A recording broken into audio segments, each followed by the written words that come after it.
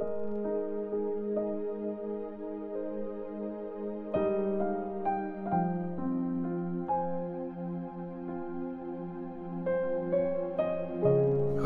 chapter 9. Ang parusa sa Israel. Huwag kang magsaya, o Israel. Huwag kang mag-celebrate gaya ng mga ibang bansa. Kasi nagpaka-prostitute ka. Tinalikuran mo ang Diyos. Sa ibabaw ng mga giikan, pinaggamit mo ang iyong katawan dahil nag-enjoy kang binabayaran. Pero di magtatagal lahat ng yan dahil ang bodega ng mga butil at mga wine tiyak na mauubusan. Hindi sila titira sa lupain ni Lord. Si Ephraim ay babalik ulit sa Egypt. Tapos, kakain sila ng mga pinagbabawal na pagkain sa Assyria. Hindi sila magbubuhos ng mga offerings na wine para kay Lord dahil hindi matutuwa si Lord sa mga offerings nila. Yung mga offerings nila ay parang tinapay ng mga namatayan at ang mga kakain nun ay magiging marumi kasi pantuwid gutom lang ang mga tinapay na yon. Sa temple ni Lord, hindi dapat dalhin ang mga yon. Ano ang gagawin nyo sa mga araw ng piyesta at sa mismong araw ng piyesta ni Lord? Kahit pa makatakas sila sa pagkawasak, titipunin pa rin naman sila ng Egypt. Ililibing sila ni Memphis. Kukunin ni Nettles ang kanilang mamahaling silver. Magkakaroon ng mga tinik ang kanilang mga tent. Dumating na ang mga araw ng parusa. Ang araw ng pagbabayad ay nandyan na. Ito ang sabi ng Israel. Wala sa tamang pag-iisip ang prophet. Baliw ang tao na pag-prophesy. Dahil sa sobrang dami ng mga kasalanan nyo, ganun din kalaki ang galit nyo sa akin. Pinadala ng Diyos ang prophet para warningan ng Ephraim. Pero laging may trap laban sa kanya sa lahat ng dadaanan niya. Kahit sa temple ng kanyang Diyos, may kalaban siya. Sobrang korap na ang bawat isa sa kanila. Gaya nung dati sa Gibea, aalalahanin ni Lord ang kasalanan nila at paparusahan sila. Kawawa ang Israel. Gaya ng grapes sa desert, ganun ko natagpuan ang Israel. Gaya ng mga unang bunga ng fig tree sa mga unang season nito, nakita ko ang mga ancestors nyo. Pero pumunta sila kay Baal Peor at dinedicate nila ang kanilang sarili sa kahihiyan at naging madumi gaya ng mga Diyos-Diyosang minamahal nila. Yung glory ni Ephraim ay lilipad, papaliw na parang ibon. Walang ipapanganak, walang magdadalang tao, walang maglilihi. Kahit pa mag-alaga sila ng mga bata, papatayin ko sila hanggang walang matira. Sobrang kawawa talaga sila pag pinabayaan ko na sila. Minsan ko lang nakita ang Ephraim na parang palm tree na nakatanim sa magandang lupain. Pero ngayon, ililid ni Ephraim ang mga anak niya sa kanilang kamatayan. O Lord, anong ibibigay mo sa kanila? Gawin mong baog ang mga kababaihan nila at huwag mag-produce ng gatas ang mga dibdib nila. Ang pagrebelde ng Israel. Lahat ng kanilang kasamaan nagsimula sa Gilgal. Doon sa lugar na yon ako nagalit sa kanila. Dahil sa sama ng kanilang ginagawa, palalayasin ko sila sa aking bahay. Hindi ko na sila mamahalin pa. Mga rebelde ang mga leaders nila. Si Ephraim ay nasalanta. Ang mga ugat niya ay tuyo na. Hindi na sila mamumunga. Kahit na mga anak pa sila, papatayin ko ang mga anak nila. Hindi nakinig ang Israel. Dahil hindi sila nakinig sa Diyos ko, hindi niya sila tatanggapin.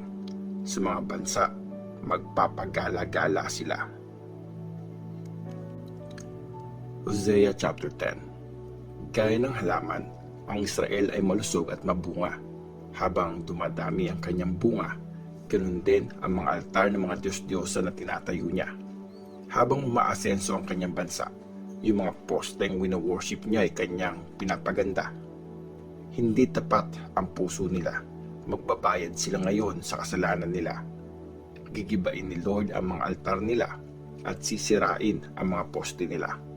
Sa ngayon ay masasabi pa nila, wala na kaming hari kasi wala kaming takot kay Lord. At kung sakaling may hari, anong magagawa niya para sa amin? Puro sila salita. Malabo naman ang mga pangako nila at ang mga kasunduan nila ay walang bisa. Kaya yung mga pagpapatupad ng batas ay parang nakakalasong mga damo sa gilid ng bukid. Nanginginig sa takot ang mga taga-Samaria para sa gold na batang baka ng Bethaven. Magluluksa ang mga tao para dito at yung mga priest ng mga Diyos-Diyosan ay iiyakan nito kasi nawala na yung glory nito. Yung mismong Diyos-Diyosan ay sa Assyria dadalhin bilang regalo para sa dakilang hari. Ilalagay ang Ephraim sa kahihiyan at ang Israel ay mapapahiya dahil sa kanyang Diyos-Diyosan. Mamamatay ang hari ng Samaria gaya ng piraso ng kahoy sa ibabaw ng tubig. Sa lugar kung saan sila nag-worship sa Bethaven, ang kasalanan ng Israel ay tuluyang wawasakin. Mga halamang matinik at damo ang tutubo sa kanilang mga altar. Sasabihin nila sa mga bundok, please, tabunan nyo kami. At sa mga bulbundukin, please, bagsakan nyo kami. Paparusahan ng Israel. Mula pa noon sa Gibeah, nagkasala ka na, o Israel, at ang pagkakasala mo ay tuloy-tuloy pa. Kaya sa Gibeah, hahabulin ka ng gera. Darating ako laban sa mga makasalanan para parusahan sila. At ang mga bansa ay magsasama-sama laban sa kanila pag pinarusahan na sila dahil sa patong-patong na kasalanan nila. Si Ephraim ay sinanay na dalagang baka na gustong-gusto magtrabaho at niligtas ko ang kanyang magandang leeg. Pero ngayon, hahayaan ko siyang magbungkal ng lupa. Dapat namang mag-araro itong si Judah at si Jacob ang susuyod ng lupa. Magtanim kayo ng kabutihan para sa sarili nyo at wagas na pagmamahal ang aanihin nyo. Bungkalin nyo ang mga matitigas yung lupa kasi panahon na para magbalik loob kay Lord. Darating siya at magpapaulan ng kabutihan sa inyo. Dahil kasamaan ang tinanim nyo, kaya naman kawalan ng katarungan ang hinarvest nyo at bunga ng mga kasalungalingan ang mga kinain nyo. Sa sarili nyong lakas kayo nagtiwala at sa bilang ng inyong mandirigma. Kaya titindi ang gera laban sa inyong bayan at sisirain lahat ang mga city nyong napapadiran. Gaya ng pagwasak ni Shalman sa Bet Arbel noong araw ng labanan nang ang mga nanay kasama ng kanilang mga anak ay pinagpapatay. O Bethel, ganun din ang gagawin sa iyo dahil sa tindi ng kasalanan mo. Bukas na madaling araw, ang hari ng Israel ay mamamatay. Hosea chapter 11. Ang pagmamahal ni Lord sa Israel. Nung bata pa lang si Israel, mahal ko na siya. At mula sa Egypt, tinawag ko ang anak ko. Pero habang sila ay tinatawag ko, lalo naman silang lumalayo. Patuloy silang nag-o-offer sa mga Baal at nagsusunog ng insenso sa kanilang mga Diyos-Diyosan. Ako ang nagturo kay Ephraim na lumakad. Kinarga ko sila sa aking mga braso. Pero hindi nila kinilala na ako ang nag-alaga sa kanila.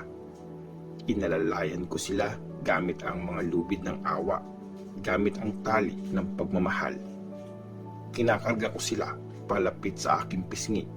Yumuyuko ako para mapakain sila.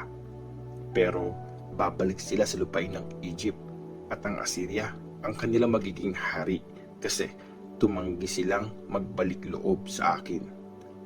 Magiging matindi ang gera sa mga city nila. Gigibain pati mga gate nila at wawasakin sila dahil sa kanilang mga planong masama. Mas gusto ng bayan ko na tumalikod sa akin. Magpipray sila sa makapangyarihang Diyos dahil sa paghihirap nila. Pero hindi niya sila tutulungan. Magagawa ko bang pabayaan ka, Ephraim? Kaya ba kitang iwanan, o Israel? Pababayaan ba kita na gaya sa city ng Adma? Kaya ba kitang tratuhin na gaya sa city ng Zevuim? Sa kalooban ko, Hindi ko ito magagawa. Sobrang laki ng pagmamahal ko sa iyo. Hindi ko itutuloy ang matindi kong galit. Ang Ephraim ay hindi ko nawawasakin ulit. Kasi Diyos ako at hindi tao. Ako ang banal na Diyos na kasama nyo at hindi ako darating para parusahan kayo. Lalapit sila kay Lord pag nag-roar na siya na parang layon. Pag siya ay nag-roar, nanginginig na lalapit ang mga anak niya mula sa west. Darating silang nanginginig mula sa Egypt at para mga kalapati mula sa lupain ng Assyria. At ibabalik ko sila sa kanilang mga tahanan. Ito ang sinabi ni Lord. Ang pagkakaiba ni Ephraim at Judah. Lagi na lang nagsisinungaling si Ephraim sa akin at niloloko ako ng pamilya ng Israel. Pero kasama pa rin ng Judah ang Diyos at faithful siya sa banal na Diyos.